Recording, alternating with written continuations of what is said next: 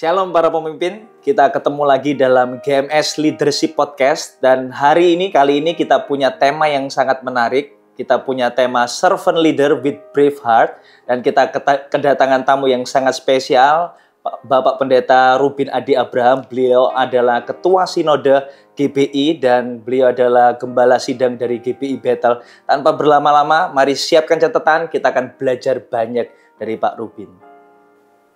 Shalom Pak Rubin, Shalom. Selamat datang di acara GMS Leadership Podcast ini. Terima kasih. Dan kita semua percaya bahwa apa yang Pak Rubin sampaikan di podcast ini pasti akan sangat memberkati dan memperlengkapi para leader. Spesial sekali podcast kita kali ini kedatangan Ketua Sinode GBI. Luar biasa sekali. Thank you buat kesediaannya Pak Rubin. Ini kan hari ini kita bicara topiknya kan, judulnya kan Servant Leader with Brave Heart gitu. Ya. Tapi sebelumnya mungkin supaya lebih tahu, karena kan banyak orang tahu Pak Rubin ini sekarang Ketua Sinode GBI Pak, bahkan sudah terpilih di periode yang kedua ini. Ya. Nah, pengen tahu sih kesibukan Pak Rubin ini apa? Karena kan Pak Rubin kan Ketua Sinode, tapi juga mengembalakan GBI Bethel ya Pak, ya, sebagai senior pastor di sana. Nah, Pak Rubin gimana nih Pak? Sebetulnya kesibukan cukup banyak karena tanggung jawab yang Tuhan kasih. Ya. Jadi sebagai Gembala GBI Bethel itu saya di Bandung ada 4 tempat, kemudian di Jakarta beberapa tempat, di Bekasi dan di Tasikmalaya terutama. Selain kalau yang cabang lain sudah ada masing-masing tim yang melayani. Ya. Dan ditambah sekarang dengan kesibukan melalui pelayanan di Gereja Bethel Indonesia, kita mengalami pertumbuhan sampai kira-kira 7.000 gereja lokal. Wow, di 7.000 gereja. ya, 27 negara. Wow. Jadi itu memang sangat menyita waktu, pikiran, hati. Tapi ya pelayanan kan sebuah kepercayaan dari Tuhan yang kita harus kembangkan dengan baik. Dan saya juga masih mengajar di STT Karisma di Bandung yang saya dirikan, walaupun sekarang ketuanya lain sudah berganti, tetapi pelajaran tertentu saya masih ajar. Jadi ya coba mengatur waktu untuk itu, juga untuk keluarga tentunya.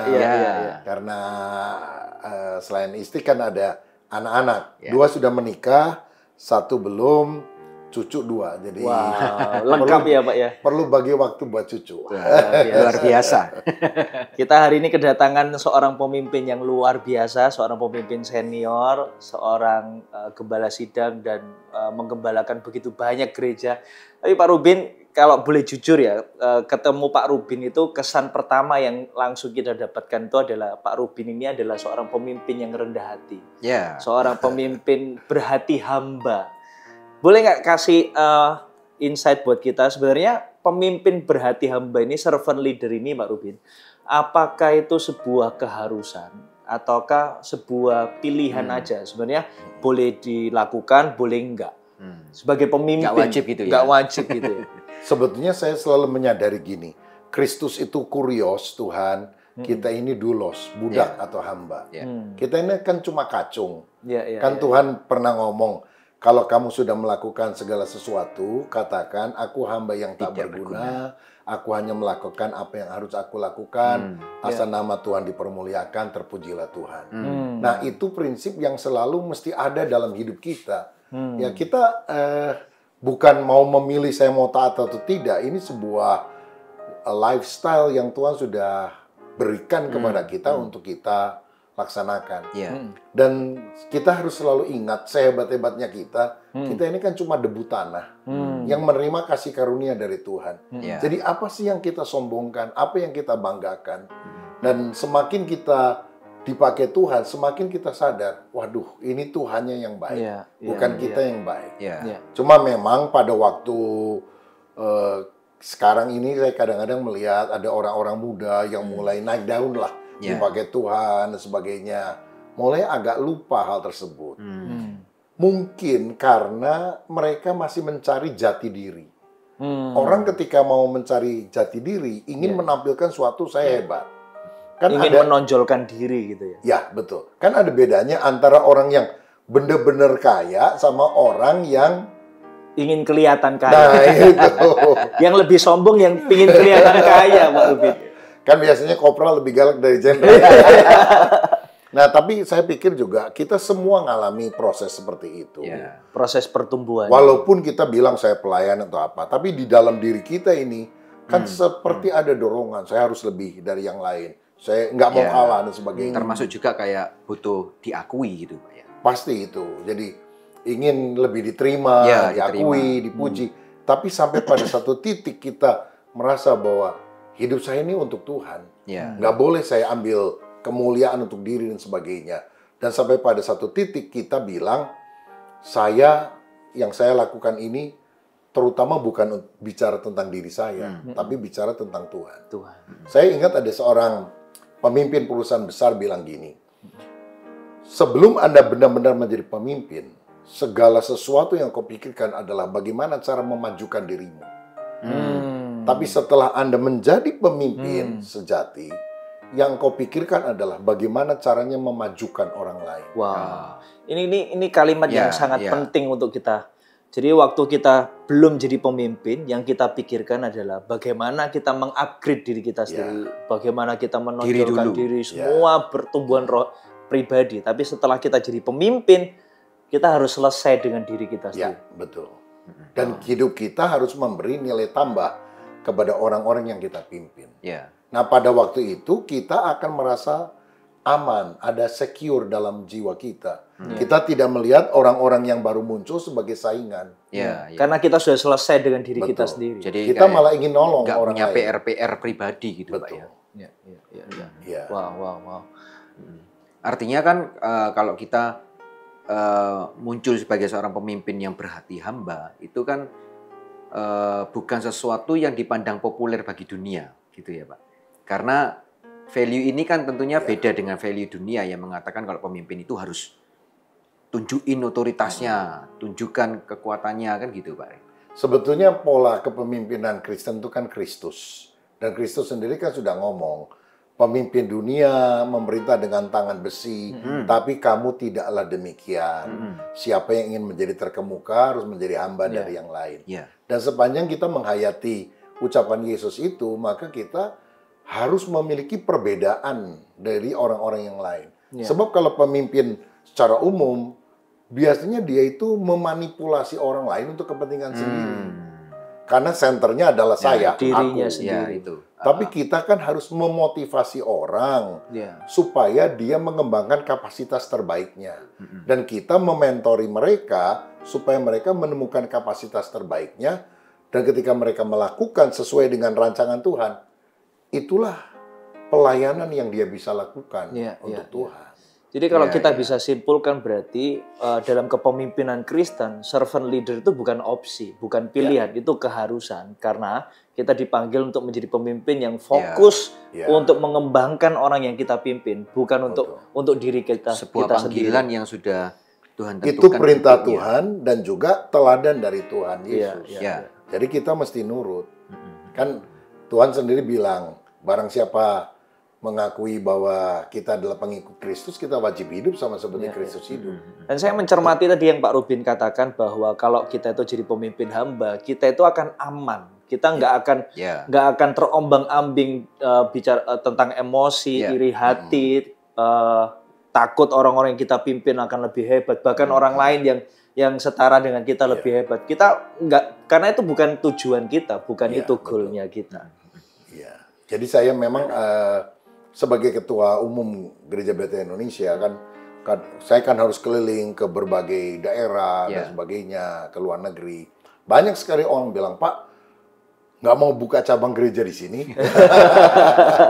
Karena sebagai ketua GBI, saya juga kan gembala di gereja lokal. Saya bilang, saya mau memunculkan orang-orang muda di berbagai kota yang bisa menjadi hamba-hamba Tuhan yang diurapi Tuhan. Tidak harus jadi cabang dari gereja kami.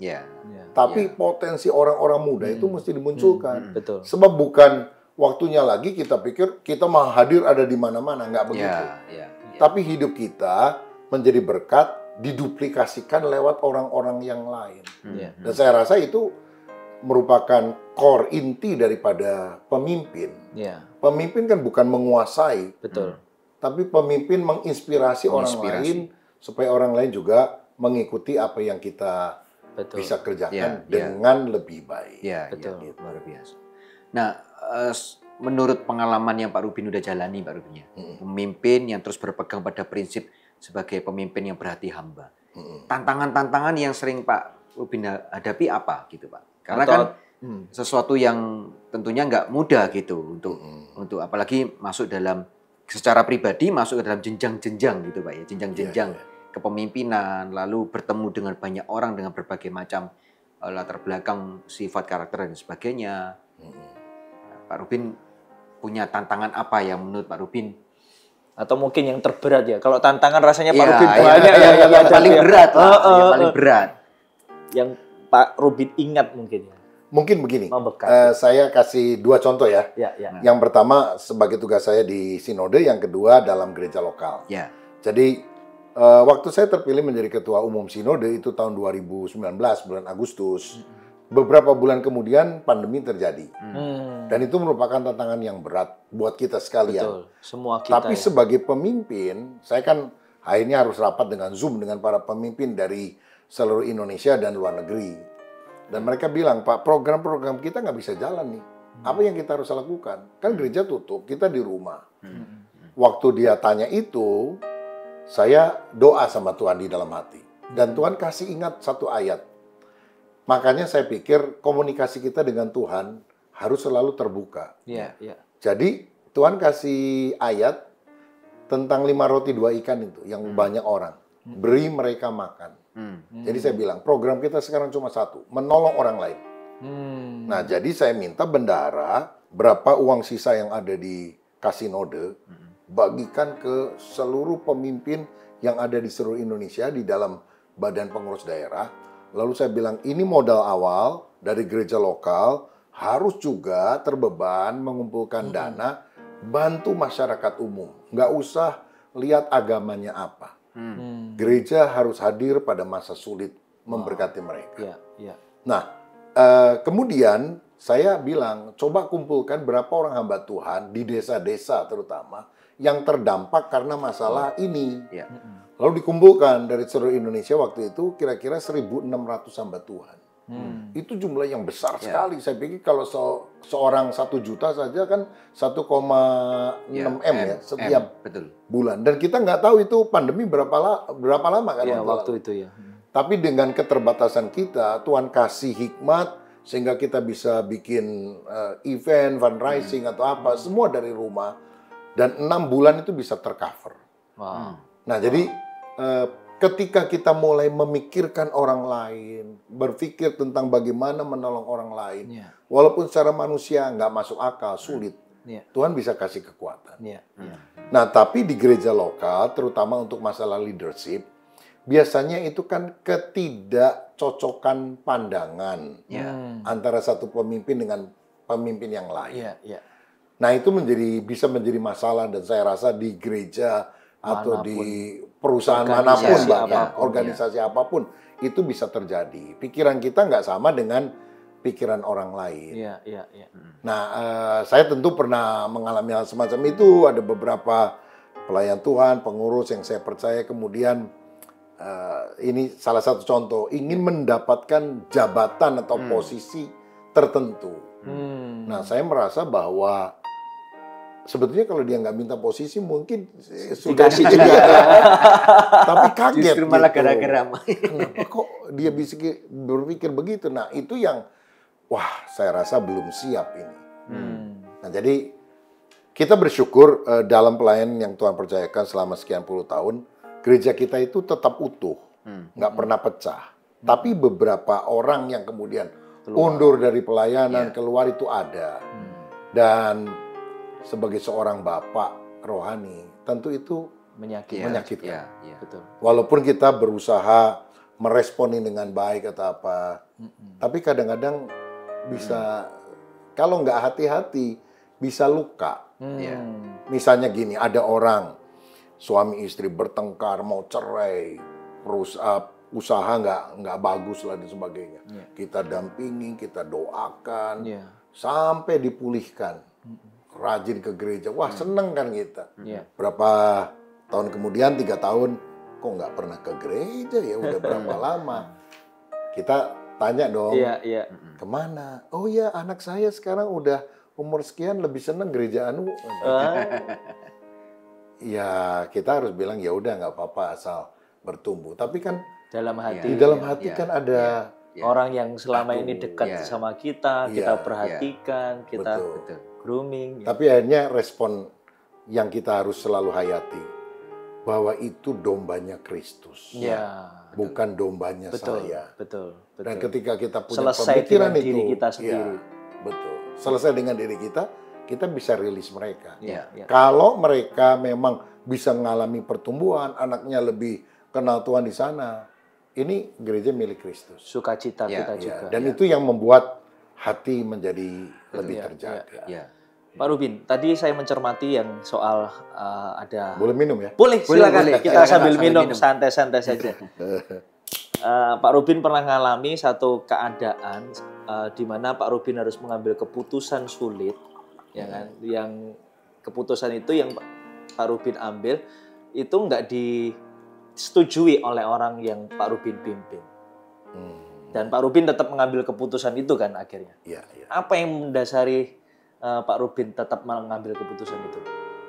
Ya, sebagai seorang pemimpin, kita harus sadar kita ini kan decision maker. Kita harus membuat keputusan.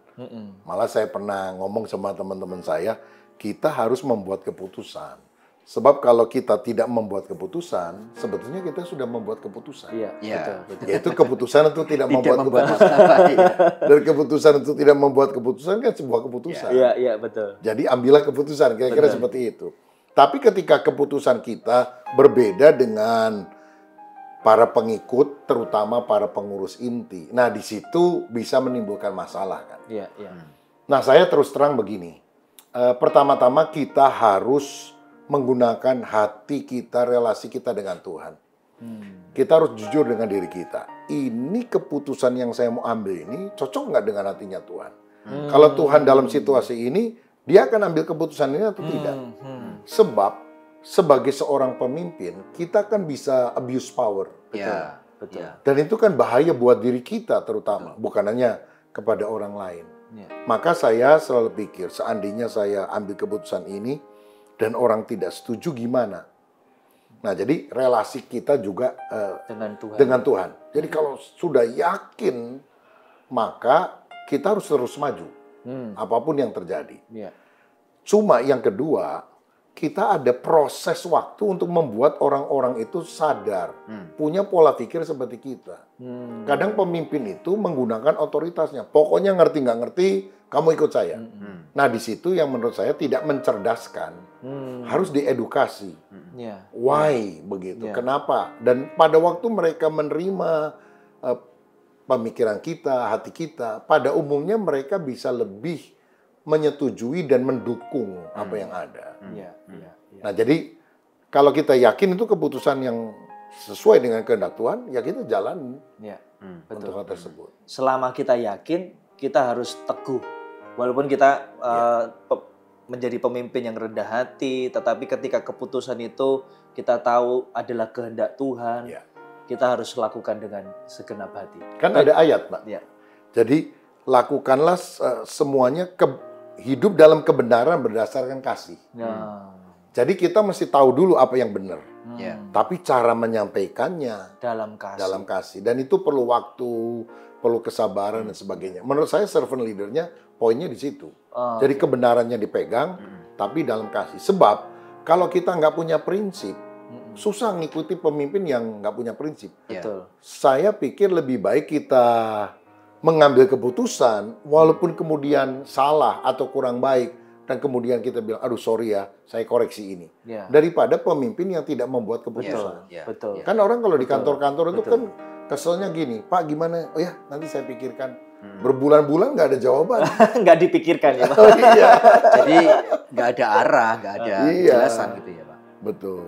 Pak Rubin boleh minum dulu sebelum teman saya ini membombardir dengan pertanyaan lain Pak. Cuman kan gini ya, dilematisnya kan Pak Rubin kalau ya kita sebagai pemimpin harus bikin keputusan gitu ya. Tapi dilematisnya apakah nanti dalam konteks yang dianggap sebagai pemimpin yang berhati hamba itu nggak dianggap sebagai otoriter juga gitu. Kalau misalkan, wah ini mau nggak mau, ini kalau dari sisinya kita sebagai pemimpin ya Pak Rubin, kita merasa, wah ini putusan yang terbaiknya harusnya A ini. Ya kita juga udah doa, kita rasa memang ini harus A. Dan kita tahu mungkin bahkan mayoritas akan tidak terima dengan A itu. Tapi oleh karena kita harus ambil keputusan, nah gimana Pak? Apa enggak?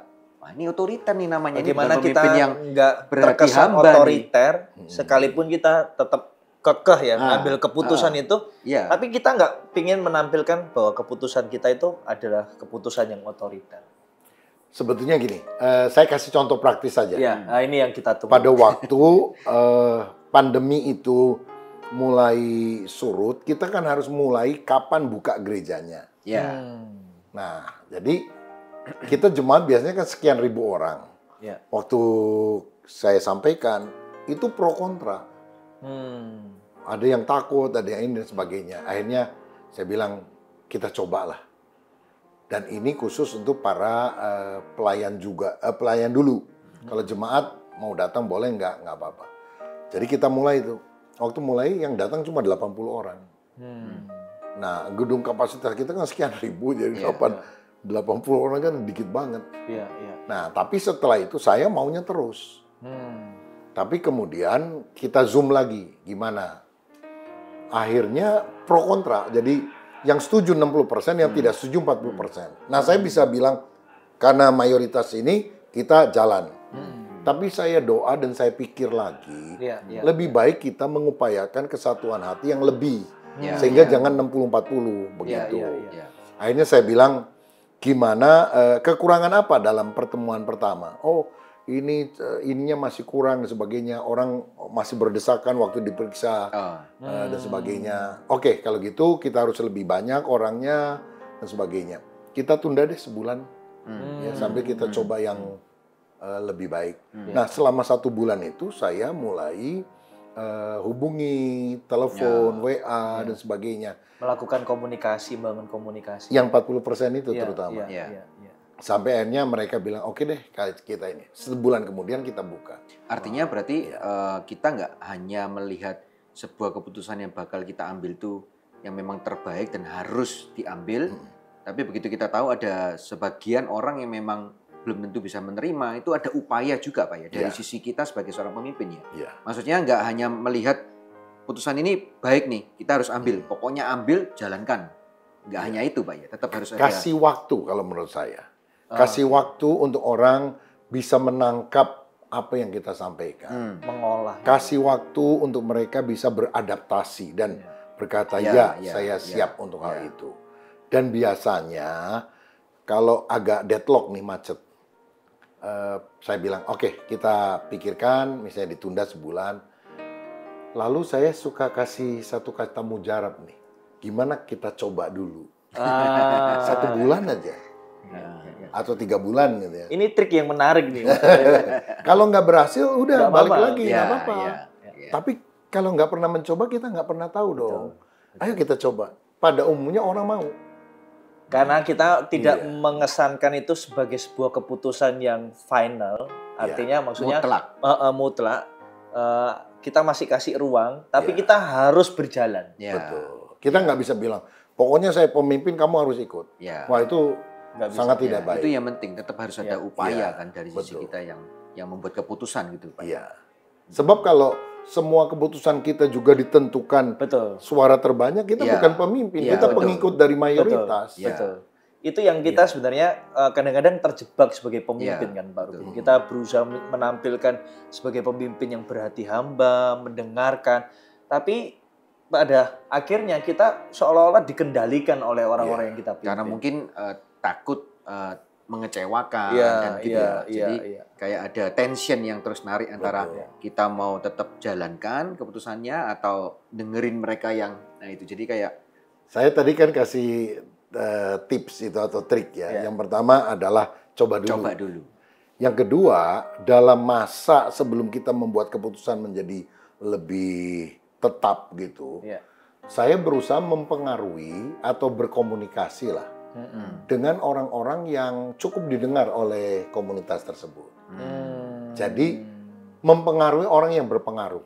Mempengaruhi orang yang berpengaruh. Jadi ada approach yang dilakukan ya. Dalam approach itu kan kita lihat kenapa dia belum setuju. Bisa saja dia tidak mengerti. Bisa saja dia takut gagal. Kadang-kadang apalagi kalau orangnya lebih senior nih ya. Kadang kalau ini kan kadang-kadang tidak selalu lebih muda dari kita, lebih tua. Biasanya mereka itu merasa kok saya nggak diajak ngomong dulu. Nah, begitu diajak ngomong dulu, Om gini loh maksudnya gini. Oh bagus itu. Jadi Om dukung. Oh dukung. Berarti isunya bukan substansinya, tetapi perlu diajak klasik tapi terjadi nih. Iya. Jadi makanya itu firman udah paling benar lah. Kebenaran dinyatakan dalam kasih. Kasih. Jadi ini keputusan yang kita harus ambil karena kita yakin itu dari Tuhan. Tapi kasihnya harus itu dalam kasih. Waktu ngobrol, mengorangkan orang lah, memanusiakan orang. Orang akan merasa senang untuk hal itu. Jadi hari ini kita belajar bahwa pemimpin tuh harus punya prinsip, harus teguh, harus berani. Tetapi kemasannya itu nggak perlu otoriter, kemasannya itu nggak perlu keras, kemasannya itu nggak perlu mengambil keputusan semena-mena, tetapi bisa dalam kasih, kebenaran di dalam kasih. Wah itu luar biasa sih. Tetapi juga kita sebagai seorang pemimpin tahu apa yang harus kita putuskan gitu ya. Jadi yang dari tadi Pak Rubin katakan itu kan harus dekat sama Tuhan. Karena kedekatan kita dengan Tuhan membuat kita itu tahu ini adalah keputusan yang tepat. Keputusan yang penting, keputusan yang benar. Karena kebenaran nggak mungkin kita bisa dapatkan dari pemikiran kita sendiri. Mungkin satu saya tambahkan, mungkin kalau ada para leader yang mendengarkan ini. Gimana kita tahu bahwa itu keputusan Tuhan atau bukan? Ini. Kalau saya biasanya mendapatkan impresi. Di pikiran ini kadang-kadang berkecamuk. Kan kita pemimpin waktu membuat keputusan, pergumulan paling besar itu bukan dengan orang lain. Dengan pikiran kita. Dengan pikiran diri sendiri. Ini benar nggak atau apa dan sebagainya. Selama kita masih begitu, saya tidak merasa bahwa Tuhan sudah jawab. Jadi dalam posisi itu kita mesti doa, Tuhan, tolong beri petunjuk gimana supaya hal ini terjadi. Dan waktu Tuhan memberikan impresi damai sejahtera, itu kita bisa benar-benar yakin. Mungkin saya kasih contoh praktis. Jadi begini, kita membeli sebidang tanah 2 hektar di Sumarekon, Bandung. Harganya juga mahal sekali kalau udah perumahan seperti itu buat gereja Museum Alkitab. Kita urus izinnya jadi September tahun 2022. Tahun lalu ya Pak. Waktu kita mau mulai, Presiden Joko Widodo ngomong waktu itu, 2022 sulit, 2023 gelap.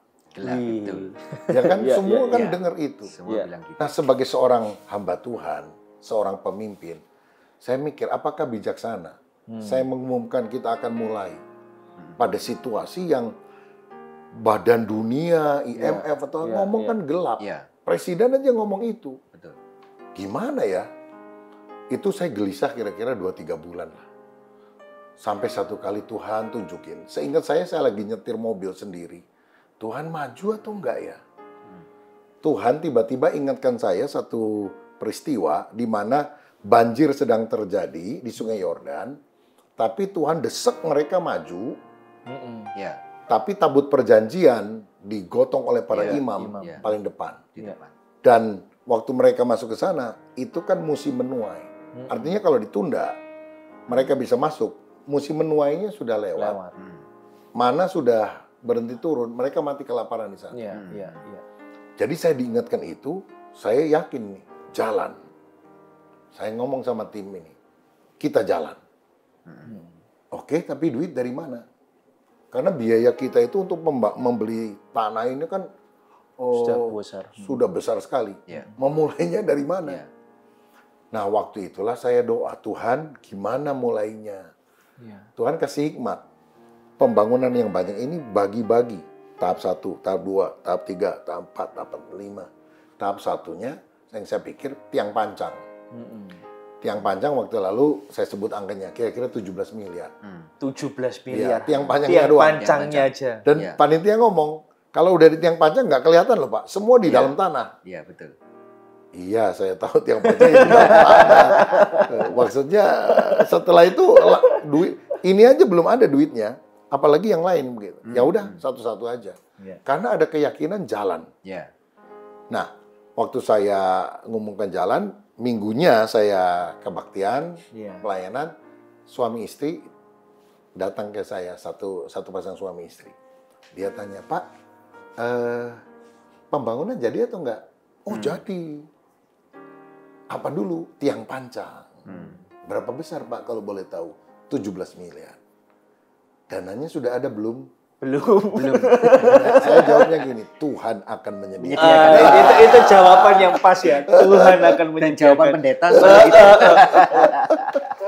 Tuhan akan menyediakan. Tapi jalan, Pak ya, jalan. Mereka berpandangan satu dengan yang lain. Dan suaminya ngomong gini, kita itu doa. Dan berapa minggu lalu dapat satu keyakinan.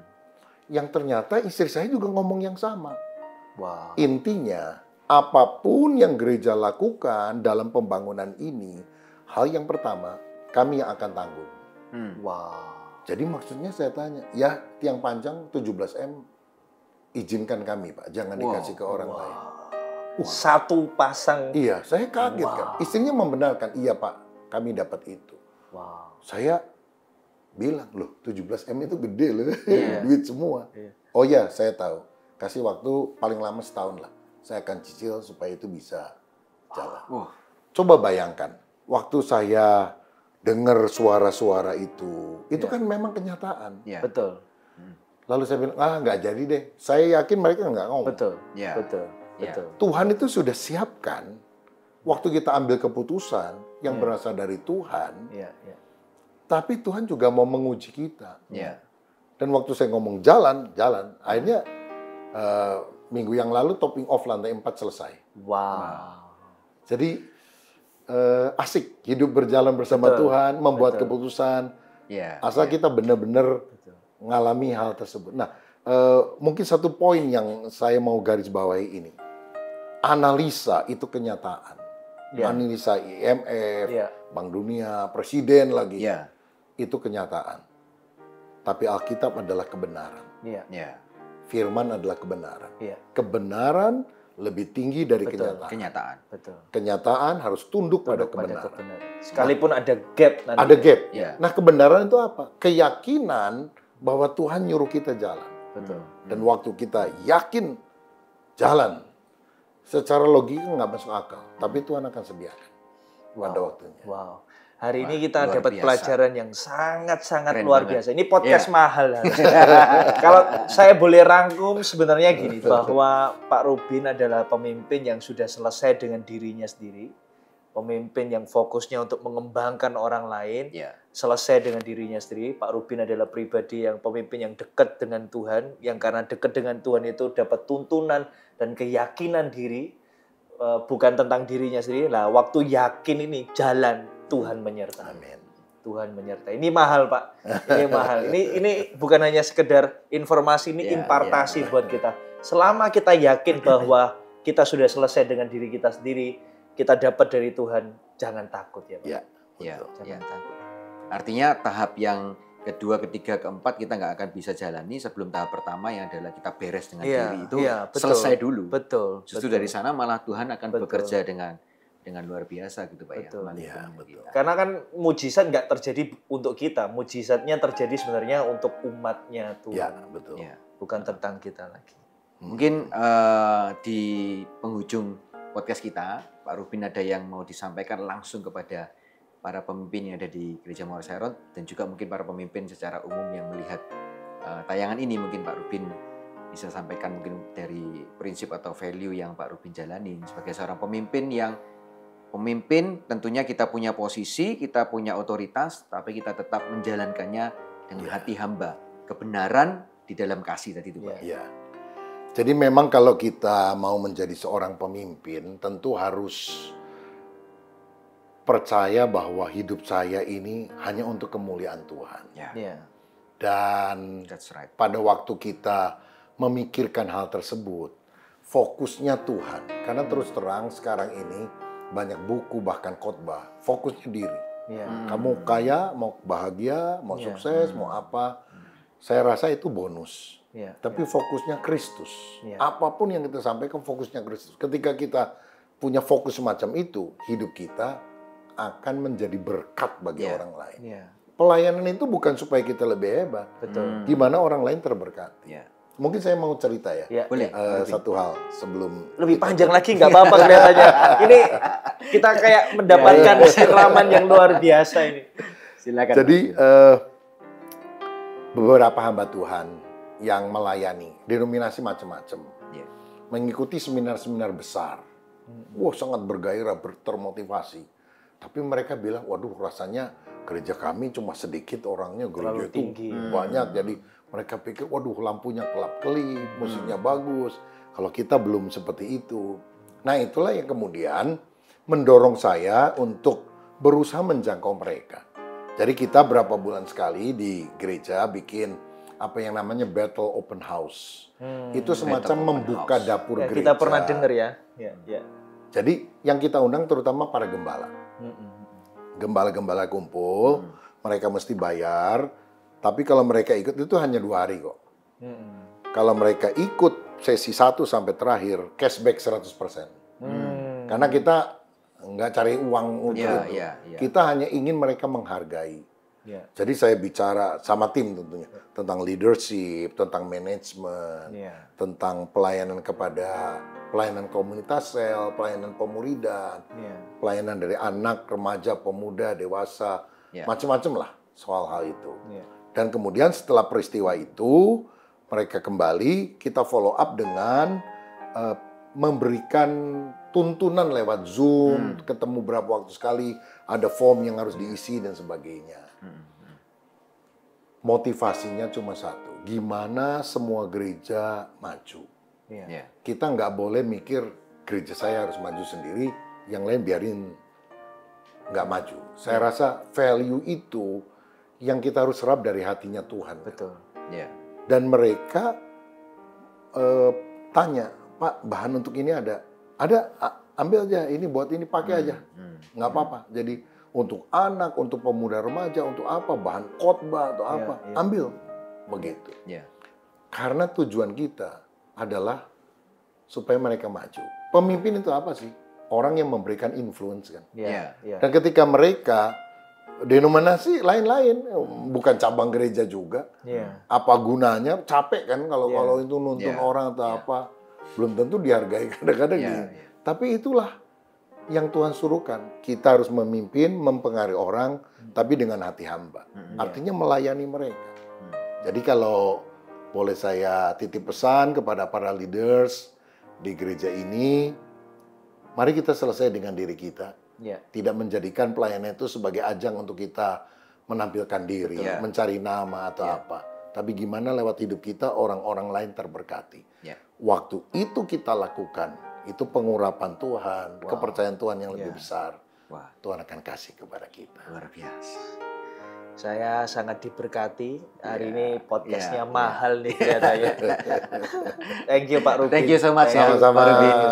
Buat sharingnya kita sangat diperlengkapi juga. Nanti kalau datang lagi kita harus podcast lagi. Oh iya. Kita siapin banyak pertanyaan untuk menggali banyak hal dari kelihatannya Pak Rubin nggak perlu banyak pertanyaan, kita gali lebih sudah keluar sendiri. Oke. Thank you buat para leaders yang sudah meluangkan waktunya untuk kita belajar sama-sama. Tapi saya mau pesan bahwa semua yang kita perbincangkan di tempat ini dan semua yang saudara dengar akan menjadi hilang lenyap begitu saja kalau saudara hanya tahu dan hanya sekedar berhenti di catatan saudara. Tapi mari kita coba untuk melangkah, berjalan dari hal-hal yang sederhana. Misalkan dari hari ini kita belajar bagaimana kita beres selesai dengan hidup kita nggak punya PR-PR pribadi. Nah, itu dulu yang kita mau jalani supaya saudara dan saya, kita semua akan menjadi seorang pemimpin yang memimpin seperti apa yang Tuhan mau dengan hati hamba. Nantikan podcast leaders berikutnya yang saya percaya akan memberkati Anda semua. Tuhan Yesus memberkati. Tuhan berkati.